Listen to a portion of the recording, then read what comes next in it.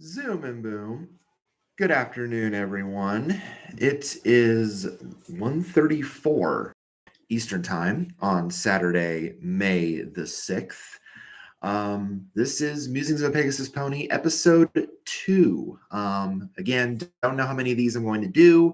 Don't know how often they're going to pop up. I just know that I hadn't really done anything on this channel in a while.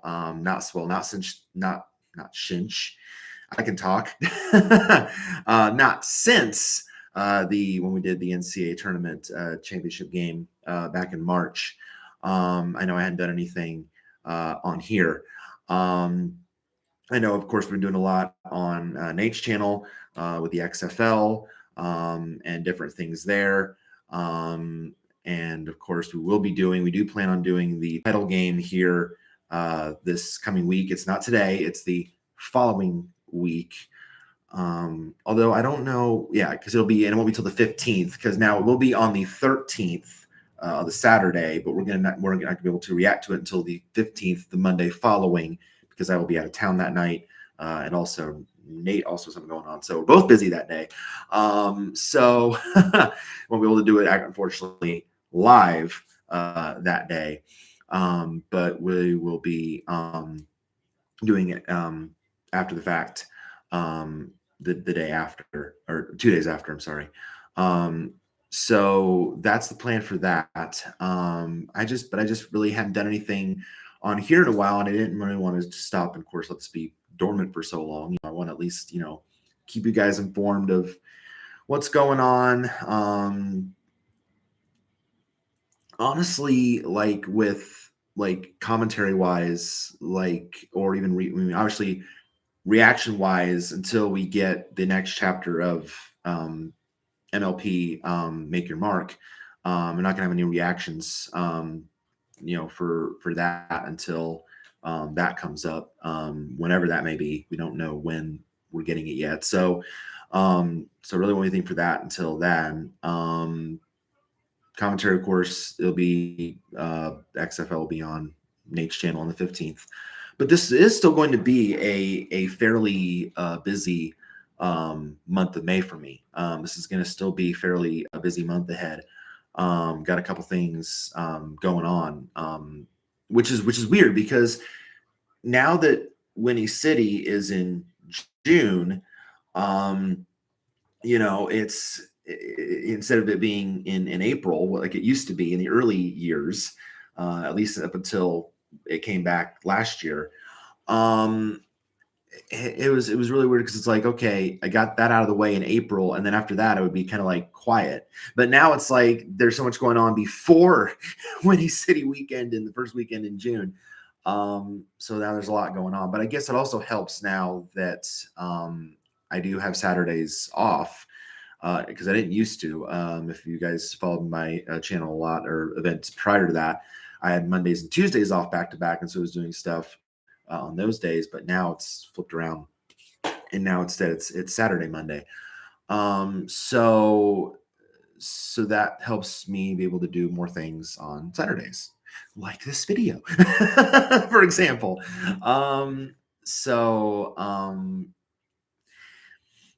But yeah.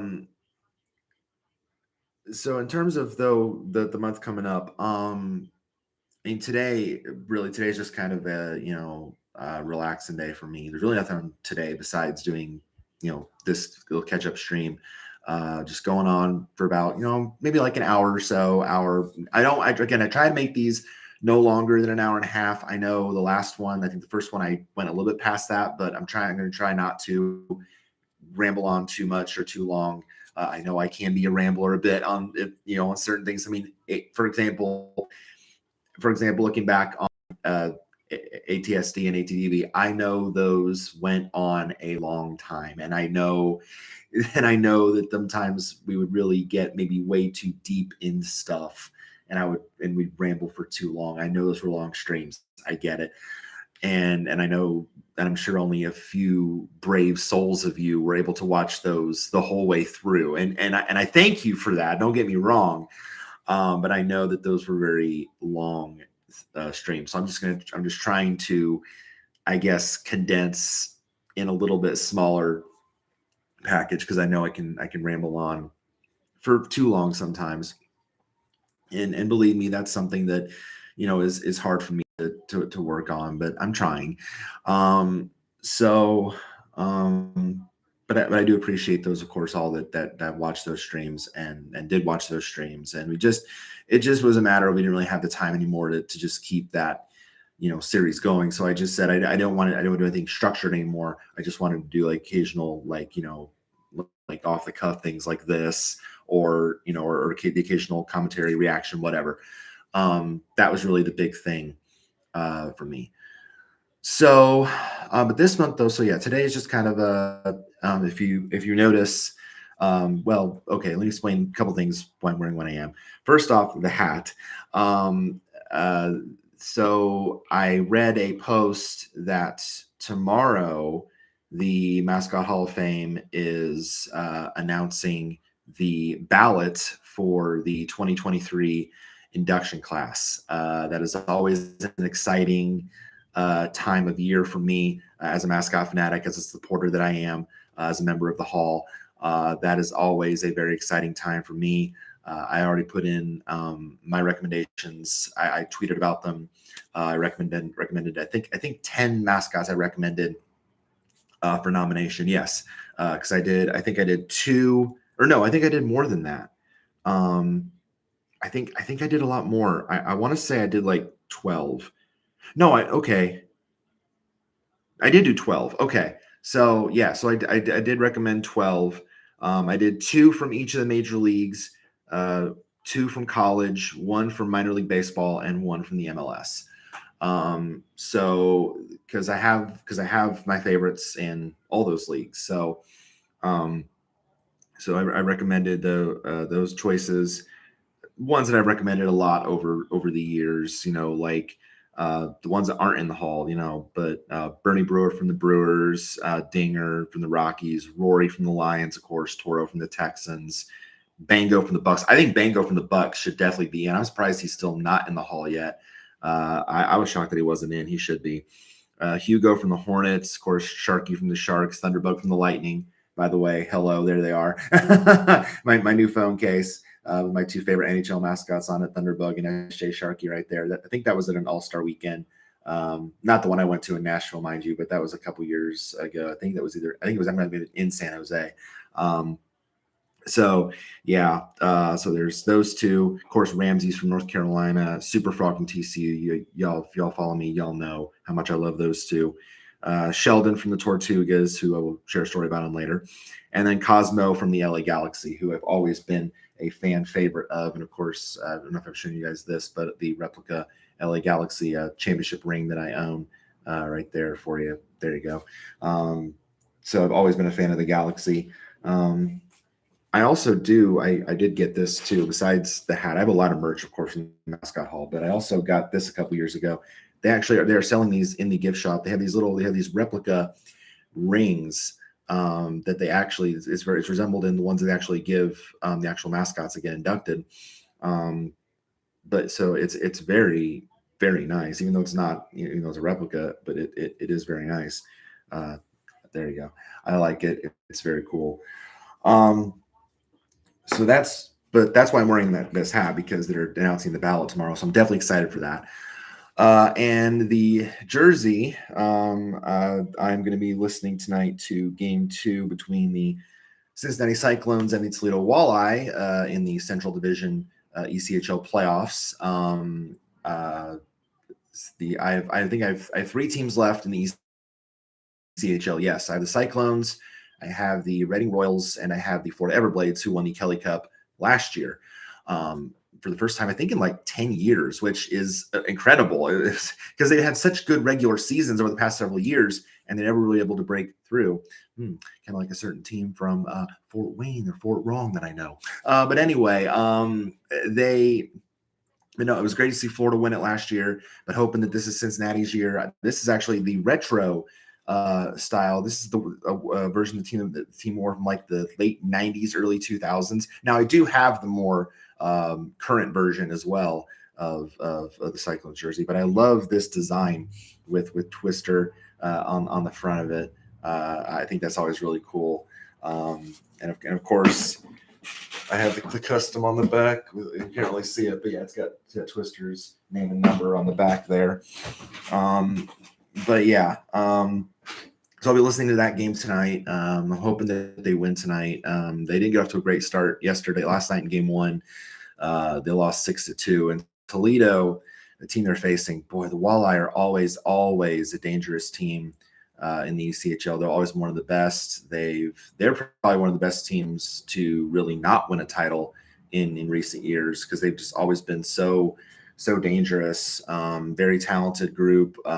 They're tough. They're physical. They find a way to put the puck on net. Like they are very tough, and it's going to be interesting to see how Cincinnati responds after that tough game one performance. I know Reading is playing in the North Division final against Newfoundland, a team they lost to last year.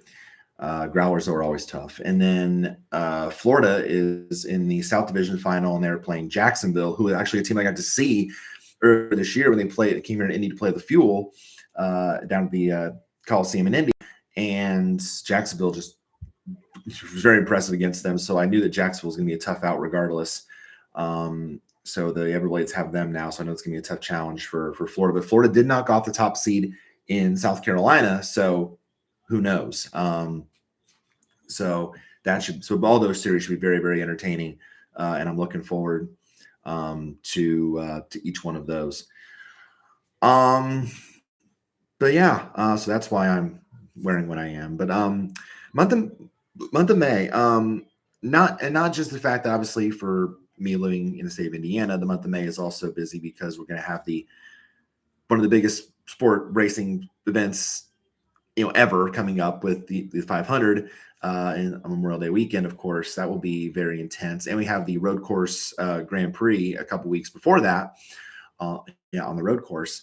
But for me, this coming Saturday, the 13th, I'm going to be, I guess as I mentioned, out of town. I'm going to a concert, and I'm actually going to see a tour with a 20-year reunion of Ruben Studdard and Clay Aiken. Now, if you don't know who those two people are, well, one, you might be living under a rock, but two, if you didn't watch American Idol back in the day, like I did, they were on season 2 of the show, and Ruben won, and Clay was runner-up, and Clay was my favorite. I mean, I love his voice. He's so talented. And I really wanted him to win, and I voted for him like crazy. And then there was the whole controversy about the voting discrepancy and that the numbers were given wrong. And some people, claimed that Clay's calls were going to Ruben's. It was crazy, but they eventually did solidify no. I mean, Clay and the crazy thing was Clay was leading the vote total like every single day, like up until the final, and then Ruben barely got him. So it was a great season. It was definitely one of the best seasons of the show I've ever watched. And actually, I went to the live tour for the show and in Indy down at the which is now Gainbridge Fieldhouse that same year, and I got to see them all. And I also was there for season 7 of the tour as well, when it was David Cook and David Archuleta. So yeah, it was exciting to see that. But now 20 years after that, they're reuniting. They're going on this tour, 20 years of the tour, and it's coming to this little town in Indiana. And I'm really excited to see them perform again. And it's going to be a great night. I'm really looking forward to it. No joke, I still own the shirt of Clay that I wore at the tour 20 years ago, and it still fits me. If you can believe that, it still fits me. So I'll be probably wearing that night. So I'm so looking forward to it. I don't get to concerts very often anymore. I really don't. I try to, but now that I guess now I might be able to go to more than Saturdays off, but I have been going to a few more in the last couple of years.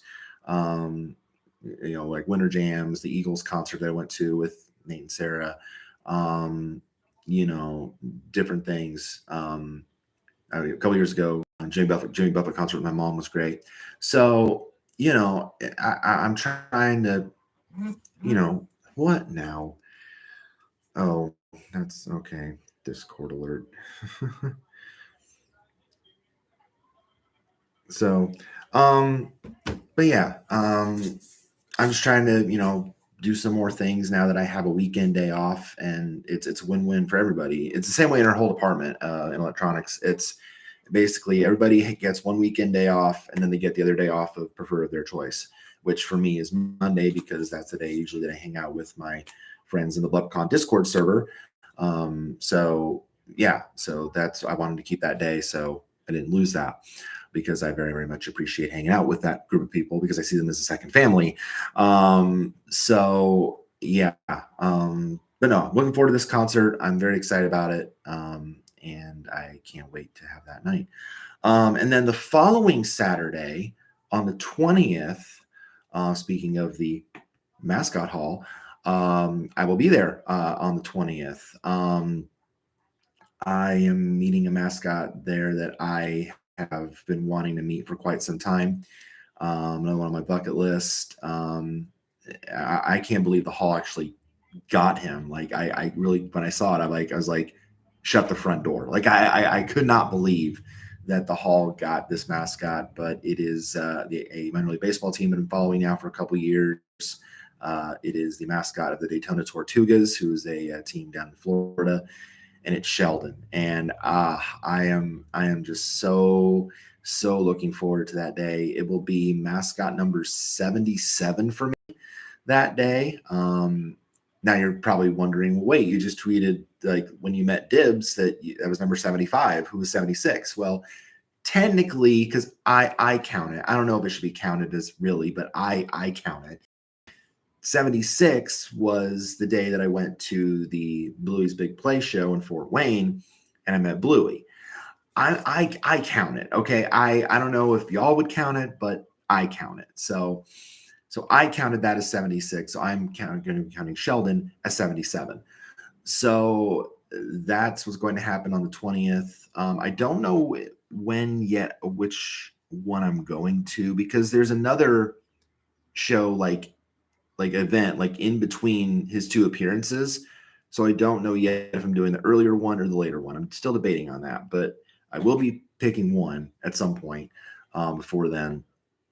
But he is, you think of minor league baseball, they really need, the energy and the passion from, a mascot as the game's either going on or in between innings. Baseball, you really, I know they're trying to speed up the game, like not make it drag on as long, like with the pitch counts and everything, and that's great. But it's still one of those games you got to have that entertainment, interaction, the energy from the mascot, and minor league is no exception. And Sheldon definitely fits that bill. He's definitely growing on social media. He's on Twitter and Instagram. His antics are definitely very, very crazy. Dance moves are amazing. The fact he can stand on his head, like I'm always impressed by the next thing that Sheldon does. Yeah, that's gonna be a fun day. That's gonna be a fun day on the 20th, and I'm very, very much looking forward.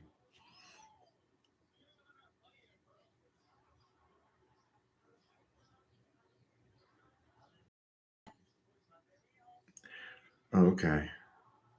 I'm popular today. Keep getting messages from all these things. Okay. Um, but no, I'm looking forward to that day for sure. Always, anytime I can have the opportunity to meet a mascot or even catch up with one is I don't take that for granted. Y'all know this if you follow me on Twitter or social media. You know how much I appreciate the mascot community and the mascot hall and all that it does. And so I I look forward to it with much anticipation for sure. Um, so and then now on the 27th, which was the following Saturday, they were supposed to have an appearance by Toro, the mascot, as I mentioned, who nominated for induction from the Houston Texans. Unfortunately, though, a couple days ago, that appearance was canceled. Now, the weird thing about that is I don't know why it was. There's been no reason given from the hall, no reason given from Toro's social media, no reason given whatsoever, no apology. Like there's been nothing. So I mean, I'm not one to poke around and I'm not one to, prod. Obviously, I would like to know, why, but if no one is willing to disclose, I'm not going to be the one to just say, "Oh, I got to find out." No, I'm not that kind of person.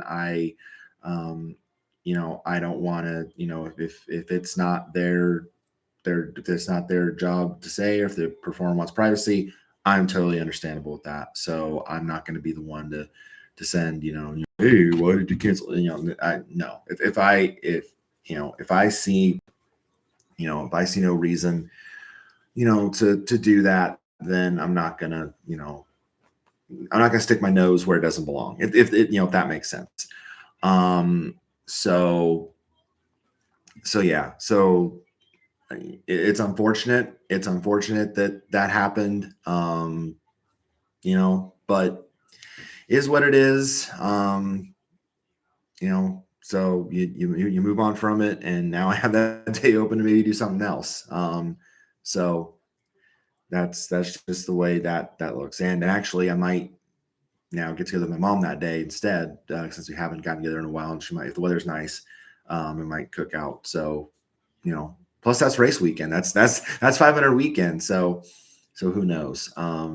So we'll see what happens there. Um, but yeah, so busy month ahead. Exciting times. And then June is even going to be more, of course, with Winnie City, the first weekend in June. I think Cue the Confetti, the fundraiser that the hall has, is also in June. Don't quote me on it, but I think it's in later June. I'll keep checking the hall to see, but I think it's in later June. So I'll just keep tabs on that as well. Um, so yeah, it's going to be a busy month. I'm excited for it. I'm pumped for it. I mean, really, you know, outside of work, work has been for me, work's been pretty dead. I mean, and I'm hoping that it picks up, with the weather getting nicer and everything, and eventually school being let out for the summer. It'll eventually things will eventually pick up. Um, but for now, customer traffic wise, it's been fairly quiet. So we've been trying to keep busy during the day and during the nights, running freight um, or just straightening the apartment out, making it look nice, that kind of thing. Um, so yeah, that's been what's going on there. I mean, around here, with it now being warm and weather warming up, and things I've been trying to keep up with, the fun thing of mowing the grass. The only thing I haven't gotten to yet is my side of the backyard, which is the bigger side of the backyard. Um, and that's been a challenge because sometimes whenever I have a chance to want to do it, there's rain in the forecast. So haven't been able to do that. So hopefully at some point we'll be able to do that as well. Um, what else? Well, Mom and I talked about this on the phone a little bit ago. Let's just share my thoughts on this NFL draft. NFL draft was this past weekend. I'm always intrigued to see how the NFL roster is going to be shaping up um, for this coming season. Um, and honestly, um, I'm fairly happy with how my teams did. I'm fairly happy. Um, I'm especially thrilled for two of the teams, Indianapolis Colts, Houston Texans. I mean, I am honestly thrilled with the job that both those teams did during the draft. I still have actually the draft right here. All the picks. All the picks. Yeah, there we go. Of course, the Texans, I mean, there's a lot of questions about what the Texans were going to do at number 2 in the draft. A lot of people leading up at first said they have to take quarterback because Davis Mills might not be the answer. And then other people thought, no, D'Amico Ryan's the defensive-minded head coach. He's going to go with the defensive guy, maybe like, Will Anderson or Jalen Carter or Tyree Wilson, whatever. Well, what happened on draft night, they did end up taking quarterback first, getting C.J. Stroud from Ohio State, which many people linked the Texans to anyway. But then they pulled a surprise, a gotcha on us, and they traded up with Arizona, and they went up to number 3, and they got Will Anderson anyway, the edge rusher from Alabama. And I'm like, whoa, like mind blown. As I'm watching the draft back, that same night after I got off of work, I'm like, wow, Texans home runs back to back. And then the Colts picked up at 4. And I'm like, please draft Anthony Richardson. Do not jack this up. Chris Ballard, I know you effed up a lot of drafts in the past, but do not jack this up, son. do not jack this pick up. And thankfully they didn't. Thankfully they took Anthony Richardson, the quarterback from Florida, and I was like, yes. Of course, in a much louder voice, I was shouting in my living room, and I was dancing around the living room, and I'm like, yes.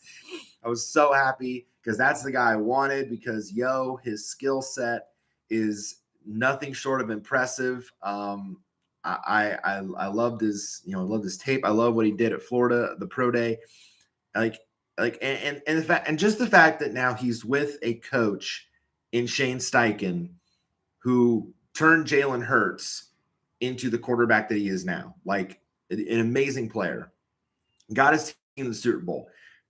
Really should have won that Super Bowl had it not been for the master class that is Patrick Mahomes and his comeback abilities, his sometimes unhuman-like abilities.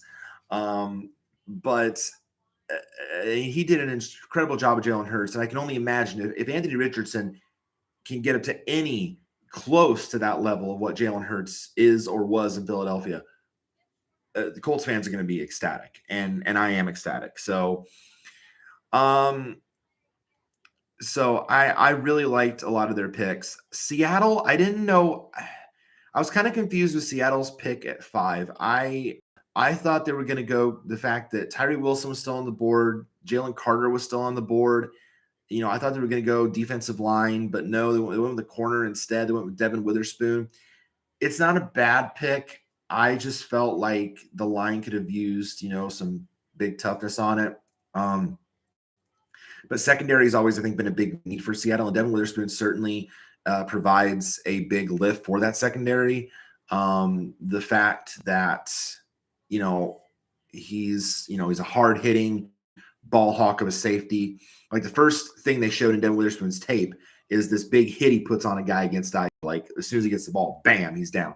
Like that's huge. So I wasn't thrilled with the pick, but it's an okay choice. I didn't know what Arizona was doing for the first couple. I wasn't really sure what Arizona was doing, but Paris Johnson, I mean, I get it. They need a tackle to protect Kyler Murray. I get it. So I get the pick. I wasn't thrilled with it, but I understand it. But going back to Indy and Houston for a minute. Indy's second round choice, Julius Brent from Kansas State. They needed corner help. They needed safety help. So the Colts did well in that regard. So I was thrilled with that choice. Let's see what else here for the Texans. The Texans second round choice, taking Scruggs, the center from Penn State. I felt like that was maybe like a bit of a reach, a little bit, because I don't think he was projected as like a second rounder. But again, if you're going to get a franchise quarterback, you got to protect your quarterback with interior help. So I can understand it. I felt that Houston's third round choice of Tank Dell, the wide receiver from Houston, was a solid pick. Again, you got to get weapons for CJ Stroud, so I didn't hate on that pick too much. I like that. That was a solid choice. I loved probably my favorite pick was the Colts third round choice, Josh Downs, the wide receiver from North Carolina. I love that pick just as much as I love the Richardson pick. I think he's going to be a difference maker in this offense. I mean, you give Anthony Richardson now with his arm and talent, you give him Michael Pittman, Alec Pierce, now Josh Downs. You have Jonathan Taylor in the backfield. You have two now really good tight ends in Jelani Woods and Will Mallory, who they also drafted out of Miami. The AFC South is going to be very interesting now. In past years, it's been junk. Let's not kid ourselves. It's been junk. And clearly, I will say Jacksonville probably still the favorite for it because they have now the more experienced quarterback in Trevor Lawrence, and he's done an outstanding job with that team. Don't get me wrong. But it's now going to be very, very much more entertaining now that you have Richardson with the Colts. You have Stroud and the weapons there he has now in Houston, and you have Will Levis now in Tennessee. It is going to be it has now become a very much more interesting division than it was before. But I love that pick for the Colts. Let's see, what else here did Indy or Houston do?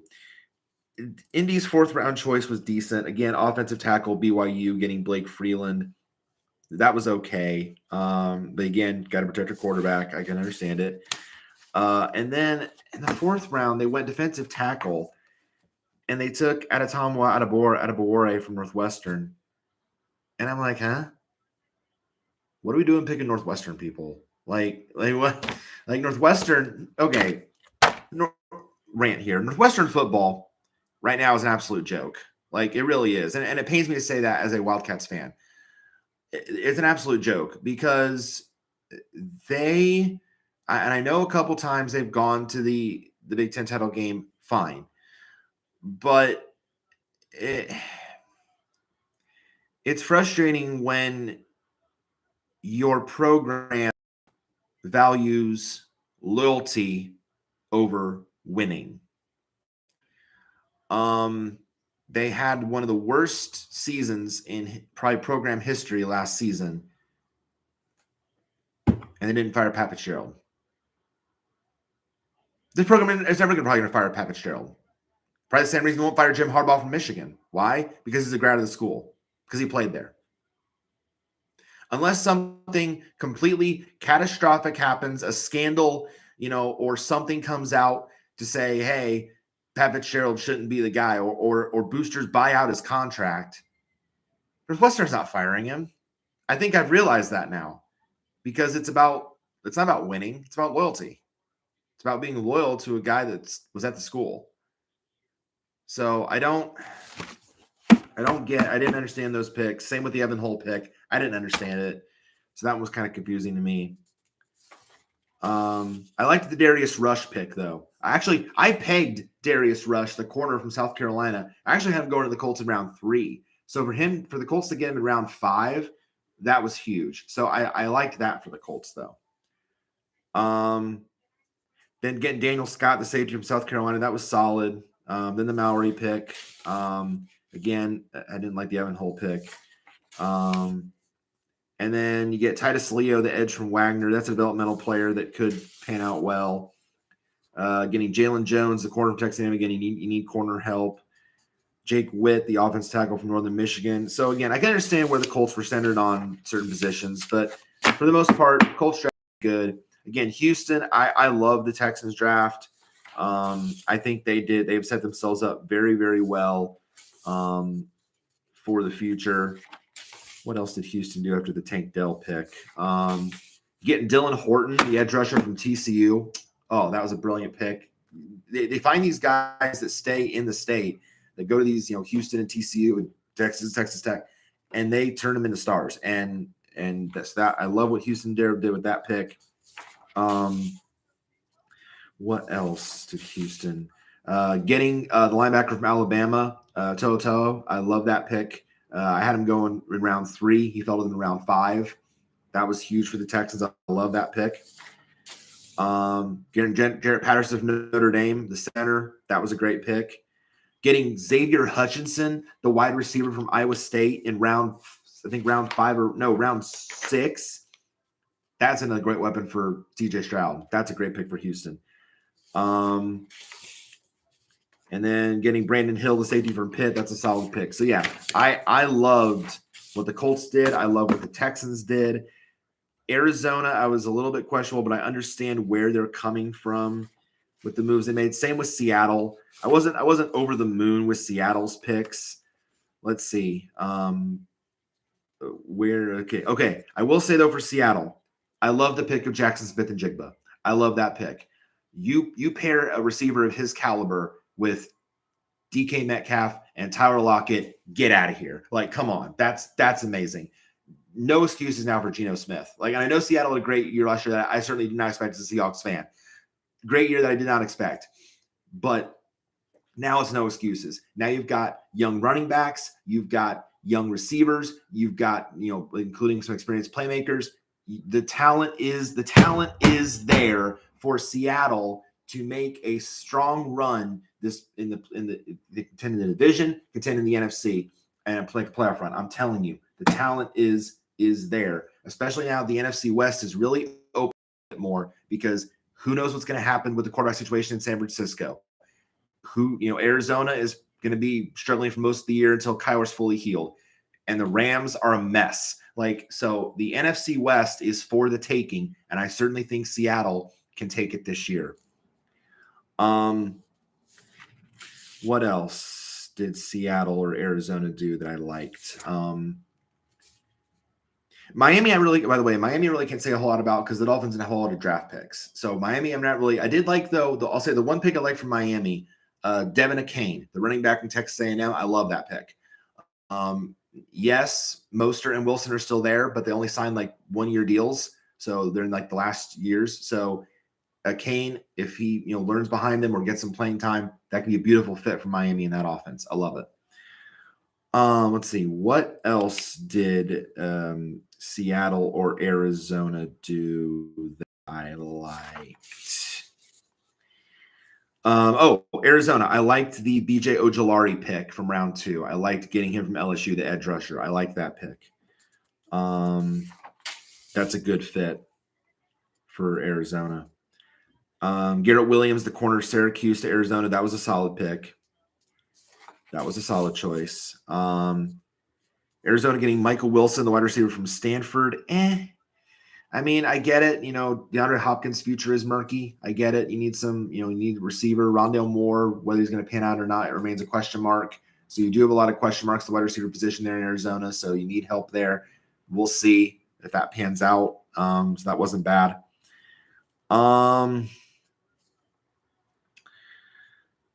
Seattle getting Anthony Bradford from LSU. That was a bit of a reach. I wasn't really fond of that choice. Their other picks, were fairly decent. I wasn't over the moon on any of them, I don't think. Although Arizona getting Clayton Tune, the quarterback from Houston, in round 6 or round 5. I had him round 6. They got him in round earlier. That was a solid choice for development behind Kyler Murray.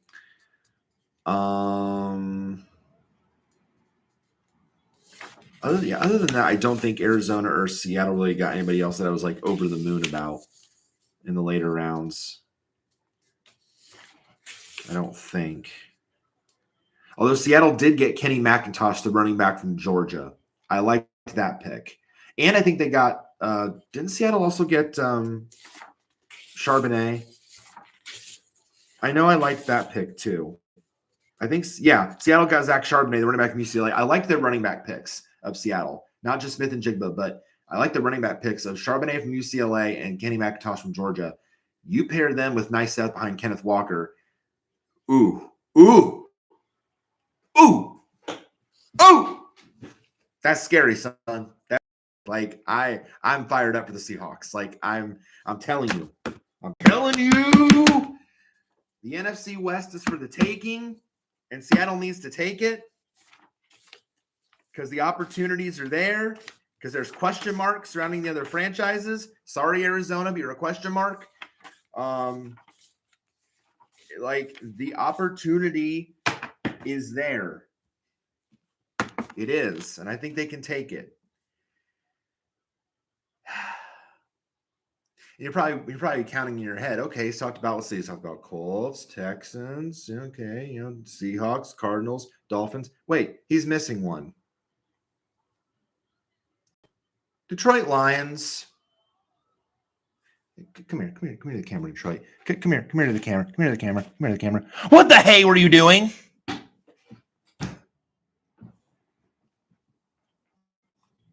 Detroit's, of my teams that I follow, was the worst of them all. Okay, the worst. Now, I will say this. I will preface it. Wait a minute. Hang on. I will preface it by saying this. Their day 2 was better than their day 1, but still, that's a problem. When your day 2 is better than your day 1, that's a problem. Detroit.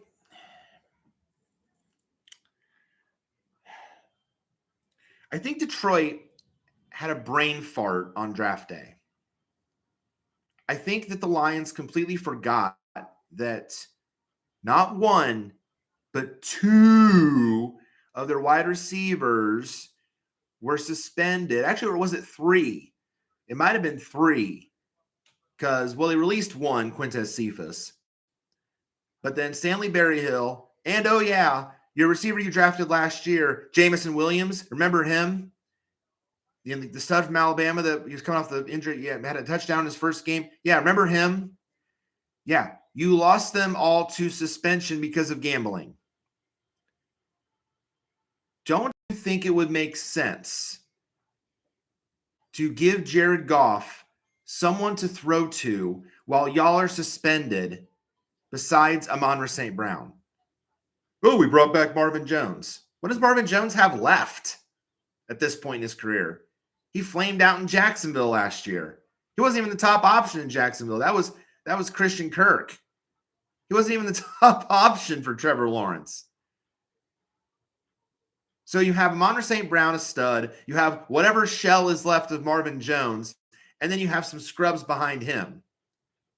Josh Reynolds, someone I think named Tom Kennedy. Good luck with that, Jared. Seriously, good luck with that. So at 12, the Lions decide, no, we're not going to fix our glaring wide receiver issue. Good God, no. We're like the Packers, our rivals from the NFC North. We're not going to fix our glaring wide receiver problem that's staring us right in the face, banging at the door, going, hey, I need someone to throw. Jared Goff knocking at your door. I need someone to throw to. Hey. No, we're not going to fix that problem. We're going to take a running back. Why? At the time, it made $0.00. It made none for Detroit to take a running back. None. Don't get me wrong. I have nothing against the player. I have nothing against Jahmyr Gibbs from Alabama. The player is fine. I have nothing against him. But where in my mock draft, where did I have Jahmyr Gibbs? I had him going in round 2 to Tennessee. Round 2. You're taking him at 12. And my first thought immediately when I saw the Detroit Lions select Jahmyr Gibbs, running back Alabama, my first words that came out of my mouth were, what the heck did you pay David Montgomery for? What did you give him all that money for?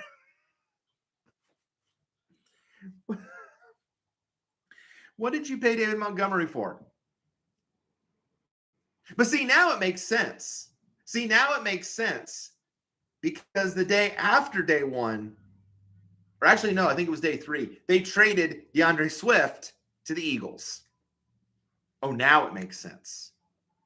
That's why you did it. Now it makes sense. Because I think I also said something to the effect of that you pay David Montgomery all that money to bring him in with DeAndre Swift, and then you draft a running back. But then I thought the only way that that pick is justified at 12, and maybe it still isn't. The only way that that pick makes sense at number 12 is if you trade DeAndre Swift. Sure enough, 2 days later, DeAndre Swift's a Philadelphia Eagle. Still, at the time, it was an extravagant reach. But the Lions weren't done. The Lions weren't done. The Lions weren't done playing this game of surprise. No. The Lions weren't done doing these outstanding reaches. No. Because 6 picks later, at pick 18, at this time, there has still not been a single receiver that has come off the board. They're still sitting there right in your lap at pick number 18, wanting to take one of them. I had Jordan Addison going to the Lions at this pick. You could have taken Jordan Addison. You could have taken JSN. You could have taken Quentin Johnston from TCU. You could have taken Zay Flowers from Boston College. You could have taken any one of those 4 guys, and it at least somewhat alleviates your major problem that is on your roster right now. And what do?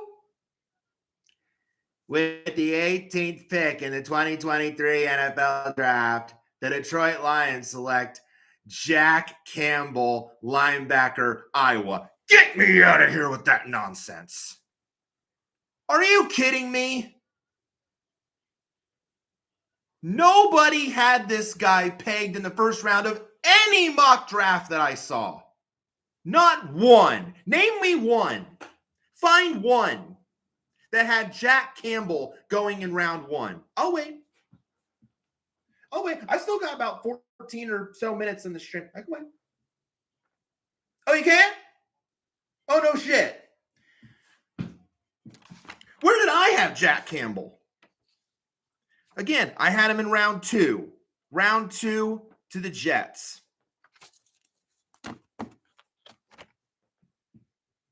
You have a glaring problem on your roster, and you fail to address it within the first 2 picks of your draft.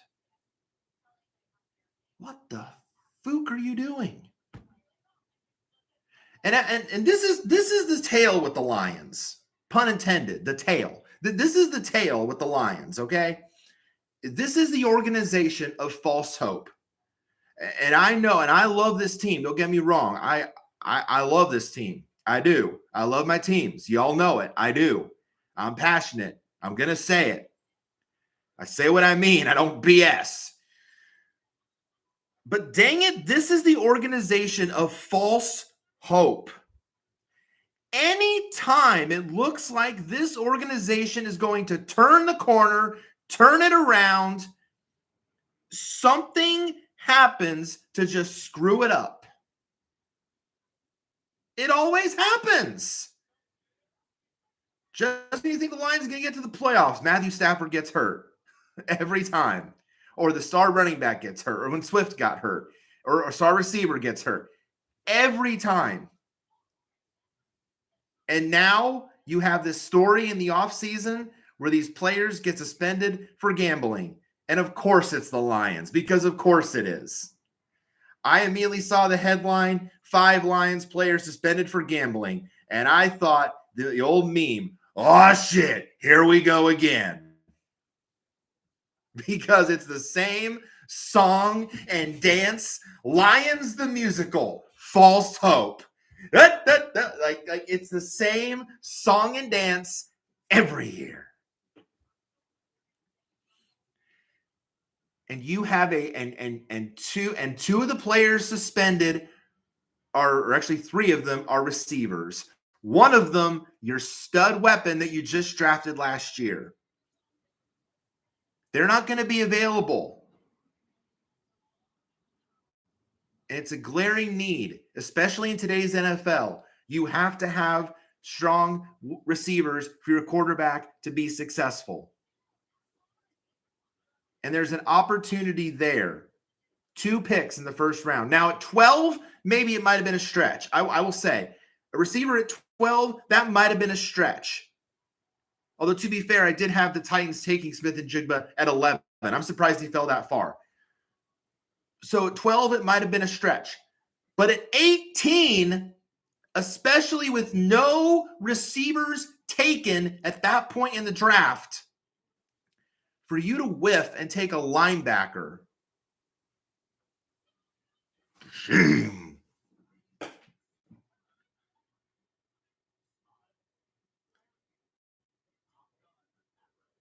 Minnesota is now the favorite in the NFC North. I hate to say it. I do. Remember how I said that Seattle, the opportunity is there for the taking in the NFC West? The opportunity was there for the Lions in the NFC North.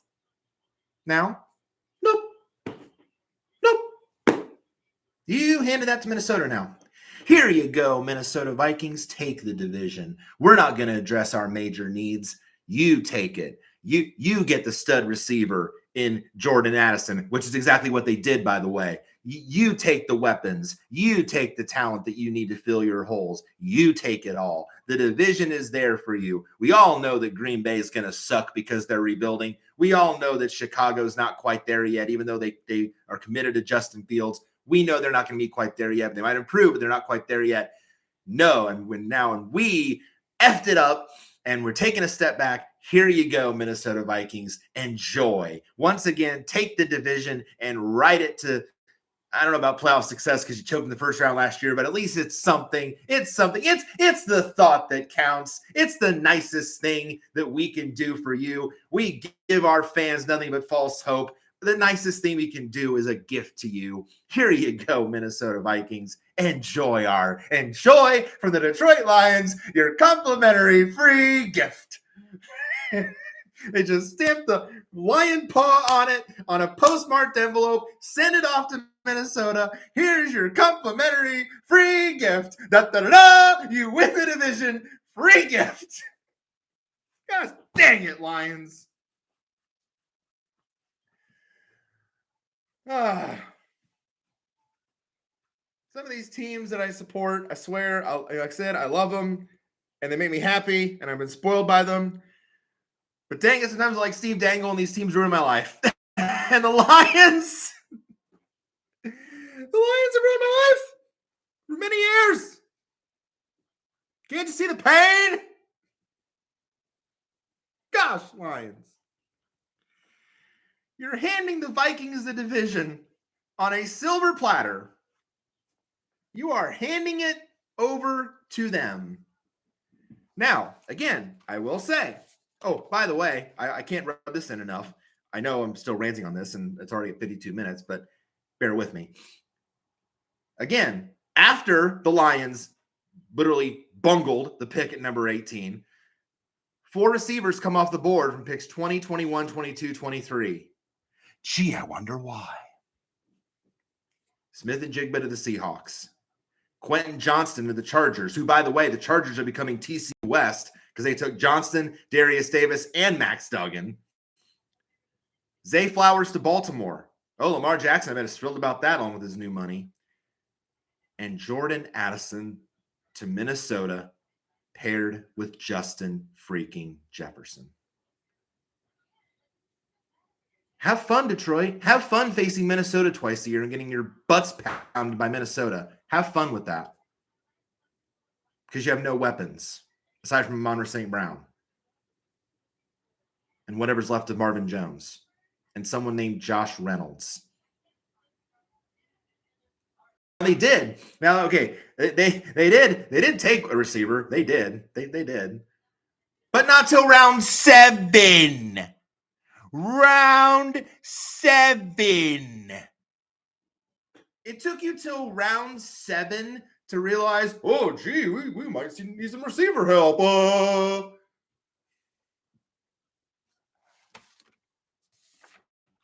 For puck's sake.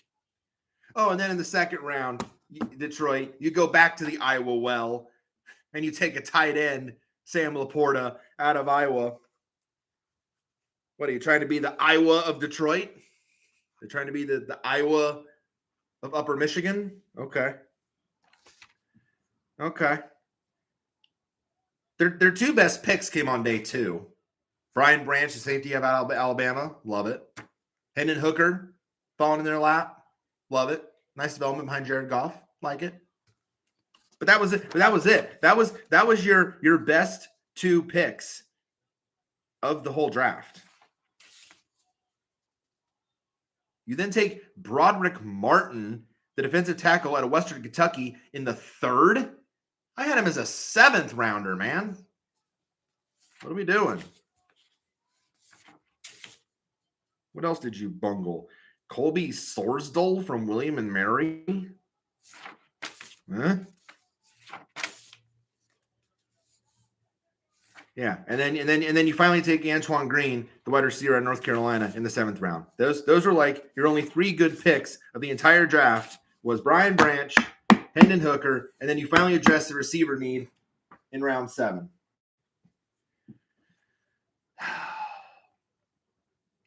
It's passion, folks. It's a passion that I have for these teams. I want them to do well. I want them to succeed. I want them to be successful. But if they're doing the wrong thing, if they're not doing what I think is right for the team, I'm gonna call them out on it. It's BS.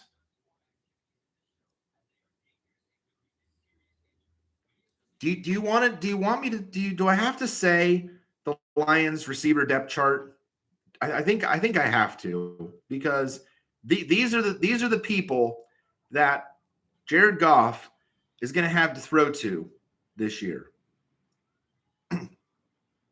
Okay, I already mentioned Monter St. Brown, Marvin Jones. That's basically your main 2, and that's it. Because then Josh Reynolds, Khalif Raymond. I forgot about him. Easy to forget, though. Someone named Tom Kennedy, Trinity Benson, Maurice Alexander, then the rookie Antoine Green, and that's pretty much it, because everyone else is suspended. That's it. That's your receiving core.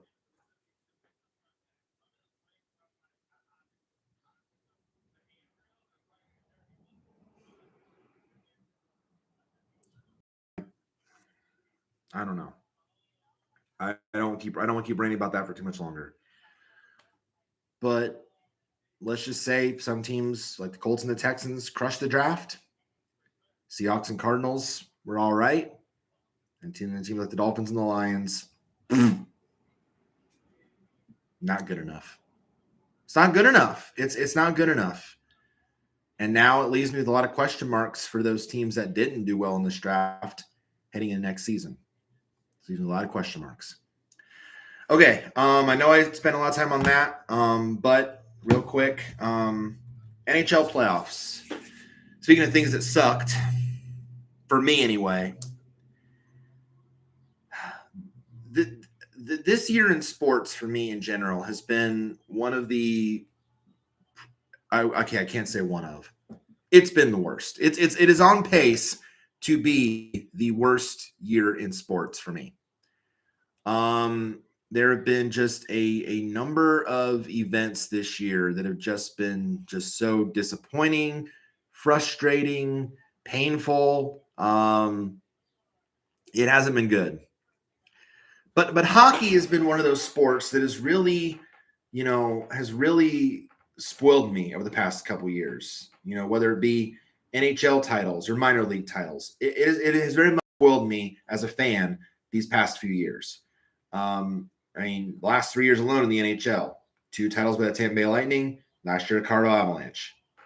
Got championships, winning, yay! We like winning. And then Florida winning the Kelly Cup after 10 years, yay! We like winning. But this year though, there's not been a whole lot of winning. There hasn't been. It's been a lot of pain. Let's see. From the 2 Pacer games I went to this year, both losses. In person, both losses. So that's now 5. That's now 5 straight Pacer games I've been to, all losses. Still haven't seen an in-person win since 2019, since before the days of COVID. Indy Fuel went to a couple games this past season, 3 in. First one was a win. Then the last two losses. Went to my first Ball State basketball game, but the first in early March, first Ball State basketball game because I didn't want to, because I was going to go to Cincinnati, didn't go because of what happened, the train derailment in Ohio, so wanted to be safe. So I switched it up, went to Ball State instead, went to Muncie. Ball State, first basketball game, lost to Toledo. And then the week after, Ball State loses in the MAC tournament, and that's creamed by Ohio. And then title game appearances, TCU football, great season, magical season, perfect up until the title game. And then they get absolutely waxed by Georgia, as y'all saw on the stream that night, 65-7 Georgia. Minnesota men's hockey, the only college hockey team that I follow. Number one most of the year. Great talent comes from Minnesota. Great. Some of those players right now are playing in the NHL playoffs. Matthew Nyes of the Maple Leafs. Brock Faber for the Wild. Great talent in Minnesota. It's the state of hockey. Great hockey school. It had tons of success in Minnesota. Like I said, it was number one most of this season. They make it all the way to the Natty. And they lose to Quinnipiac in overtime, 3-2. Heartbreaking. It has been moment after moment, event after event for me this year. It's just been so painful to experience and sit through.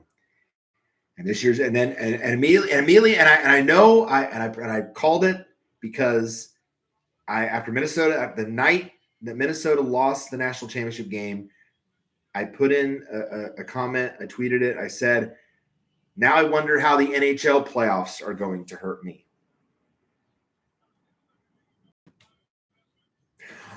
Oh, how they hurt me. Hurt me. Oh, they hurt me.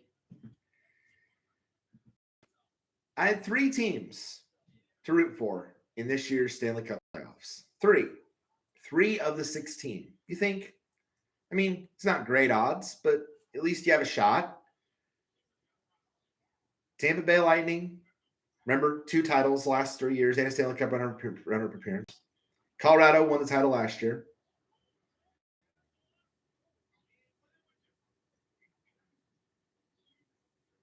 And then LA, the Kings. Kings got in again. Kings are coming around. Kings are coming back. You don't need 3 guesses by the look on my face to tell you how many of those teams made it out of the first round. Go ahead, guess. No, or do you need to guess? No, you didn't need to guess. Because the answer is 0. None of them. None of my teams made it out of the first round of the Stanley Cup playoffs. Because of course. That's how this year has been. Because of course. But like I said, hockey has spoiled me. So obviously I know all good things. I know at some point the runs has to come to an end. Your team can't win it every year. One of your teams can't win every year. I get that. It's cool. Someone else has to have a chance. Parity. We preach about parity. Parity's good. It's all right. I don't mind it. Let someone else have a chance. Parity. It's all right. But it just stinks when, not even one of my teams can make it out of the first round of the playoffs. Tampa, y'all know how much I love Tampa. Y'all know. I've worn Lightning jerseys on streams. The NHL All-Star Weekend stream. Y'all know how much I love Tampa Bay and the Lightning. Y'all know this. And I knew that they were the underdogs coming in Toronto. The series, I knew that. But then everyone, of course, goes, oh, but Toronto, remember, they haven't won a playoff series in 19 years. The curse and all. You know what? If this team had to be the team that broke the fun, if this team had to be the one that gave Toronto their 19-year burden off their backs, I'm okay with that. The painful thing, though, is the way that Tampa lost the series. Each one of the 3 games that they lost on home ice in overtime, They honestly could have won, especially game 4 when they choked away the 4-1 lead. That's the most painful. That's the most painful one. Yeah, game 3 they led late and they let it go. Okay. Game 2 could have gone either way, or we're not sure game 2, but game 6 could have gone either way. But game 4 is the one that's I'm going to remember the most painful of that exit. But you know what?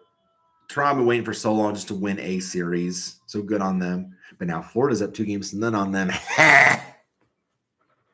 I take delight in that. I don't root for teams that eliminate mine. I'm just going to say that right now. Unless I have no other option, I don't root for teams that eliminate mine. Okay, it's the nitpickiness of it. I know, but I don't root for teams that eliminate mine. So I can't root for Toronto, and I can't root for Edmonton. I can't root for the Oilers because those pesky Oilers took out my LA Kings again for the second straight year. Took out the LA Kings in the first round. Look, I know Connor McDavid and Leon Draisaitl are incredible players, and they are. They're amazing talent. But dang it, the Kings had them. They had them. They should have had them at 3-1. Because game 4, they choked away a lead and lost in overtime. They were up in that game 3-0 to Edmonton and lost 5-4 in overtime. Painful. Just straight up painful. And then Edmonton, of course, pulls away the rest of the way, wins the next 2, and takes the series. So obviously I'm rooting for Vegas to beat Edmonton. As painful as that is, that's like the lesser of 2 evils right there. Because you know me, I don't really like Vegas. Vegas is cocky. But I can't root for Edmonton. So I have to root for Vegas. And I can't root for Seattle. Sorry, Kraken Nation. I can't root for you. Oh, the feel-good story. The second-year team, great season, getting this far in the playoffs. Sorry. I got to root for Dallas now against you. They're my pick to click now in the West. Can't root for Edmonton. Can't root for Seattle. Vegas would not be my choice. No, it's Dallas. My pick to click now is Dallas in the West and New Jersey in the East. Can't root for Seattle because you took out my Colorado Avalanche. You took out the defending champs. Congratulations. Beat the defending champs, but only because of your depth. Only because y'all have depth. Colorado didn't have any depth. And they were out without their star player, their captain, Gabe Landeskog, for the playoffs. And Philip Grubauer was facing his former team, so he knows how Colorado works. Not that hard to figure out. It's not a shock. Seattle was the better team. They earned every win in that series. Give me that. It's a surprise. That wasn't as big of a surprise. That was not that big of a surprise. Florida beating Boston and Boston blowing a 3-1 lead and the best regular season team in history. That's a surprise, ladies and gentlemen. That is a surprise. Seattle beating Colorado is not a surprise to me. Sorry, it's not. And I love Colorado. Y'all know this. But it's not a surprise when the team with better depth and the better goaltender won that series. It's not a surprise. So now I'm a bandwagon rider. I'm a bandwagon rider the rest of the way. For the first time probably ever. Like I can't recall the last time that all my teams were out after the first round. It's had to have been quite some time that has happened. So it's tough. It's very tough that happened to me. But now I'm a bandwagon rider, and my top 2,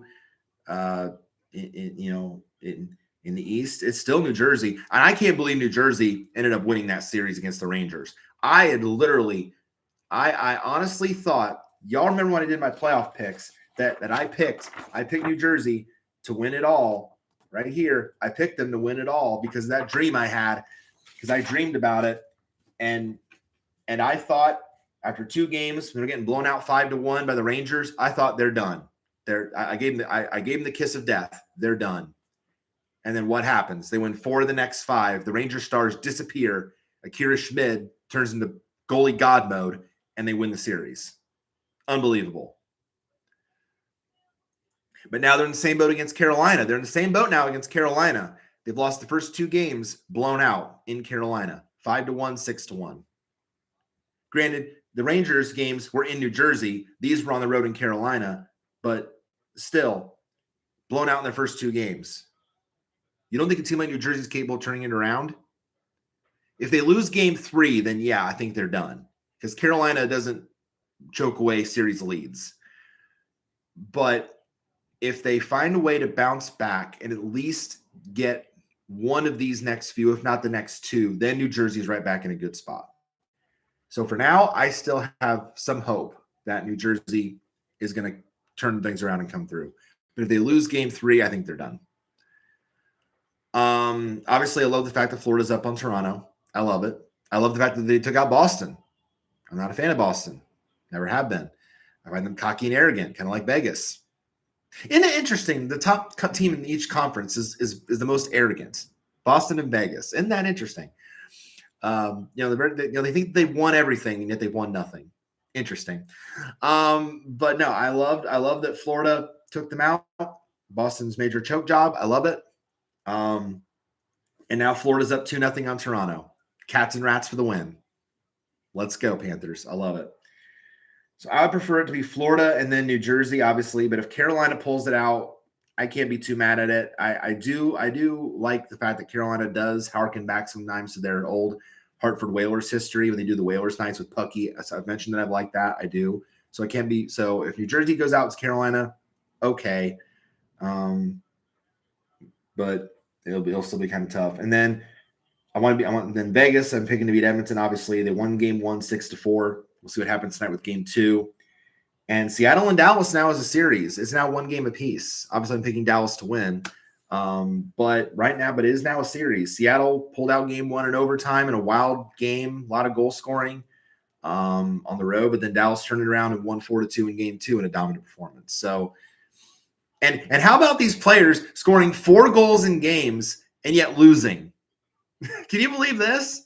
Joe Pavelski for the Stars scores all 4 goals in game 1 for Dallas, and his team loses in overtime. Crazy. Absolutely crazy. I will say, and I've said it in BlackCon Sports Night as well, there's nothing more thrilling and exciting. The best playoff format truly is the NHL playoffs. There's nothing – playoff hockey in general is incredible. You want – and I tweeted about this one too. You want a crazy story? The Idaho Steelheads, okay, they're basically the Boston Bruins of the ECHL. They put together the best regular season period in ECHL history in terms of wins, in terms of points, best regular season ever. They were down 2-0 in their first round series to the Utah Grizzlies. The next 4 games, Idaho won all of them, and all of them in overtime. What? Like playoff hockey, man. That's amazing. That is incredible. That is not only the resiliency to come back and say, hey, we're not out of this yet, but the fact that you do it 4 straight times in overtime. Wow, that is incredible. That kudos to Idaho. That is amazing. That is amazing. Playoff hockey. It's absolutely incredible. I'll be listening to some playoff hockey tonight, hoping that my Cincinnati Cyclones can come through and you have the series with Toledo. I'm really hoping. I'm hoping that tonight's the night. That's why I switched up and went to the retro look because I'm kind of doing something a little different, throwing it back. But I'm hoping that they can bounce back and even up the series tonight with Toledo is a really good team. Playoff hockey, though, it's amazing. All right, I only got a few minutes left, so I'm not going to get too much else. But real quick, though, parodies. As I'm sure all of you know, and that I tweet about it, and I mentioned it in Discord as well. Thorax and Chrysalis, Reformed versus Preformed. It is releasing right now. The tracks from it are releasing on Pony FM as we speak. I've already put out I think probably about half what I'm going to release already. This is my 10th parody set. This is very, very special. I appreciate all those who have already listened to them. I know that the release schedule is kind of weird. The fact that I've only been, I've been releasing a few on the same day, a few on every 2 days. I'm trying to keep it stretched out as much as I can, make sure that they get plays. But I've noticed that the ones that are up a little bit longer tend to get a lot more plays than the others do. I've noticed that the thorax tracks are getting a lot more plays than the chrysalis ones, and that's fine. I'm not going to hate on that, but I think it's mainly because that maybe those songs have not been up for as long as the other ones.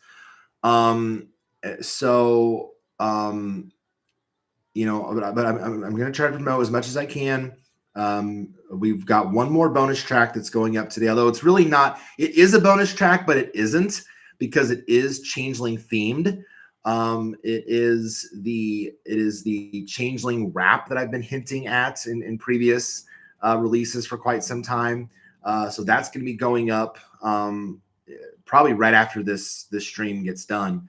That's going to be I'm going to be uploading that to Pony FM as well. And then after that, there'll be a few more thorax and chrysalis themed releases coming up over the next few days. The last one will go up on May 20th. Is when the last release will go up, because there'll be 2 more this coming week and then 2 more the next week. 2 more that are thorax themed and 2 more that are chrysalis themed. So, and then that'll be it for this set. And so again, I appreciate all those who have listened and helped promote thus far with this. This has been my biggest project yet, and I wanted it to be because of the fact that it was the 10th set, and that was just so special. 19 tracks in total. Of those, I think 12 are getting released.